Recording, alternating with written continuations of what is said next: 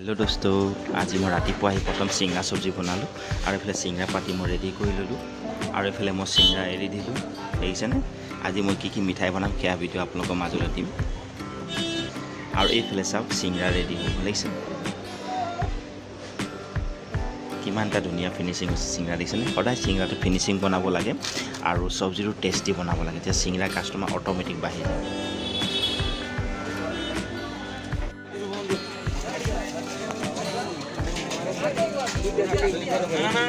আমি বাস্তাছি আইছে মই বাজিছো সেবা লাগে তুমি মিলিয়ে দাও তুমি মিলিয়ে দাও না লাগে আমি দেখ মা মানু না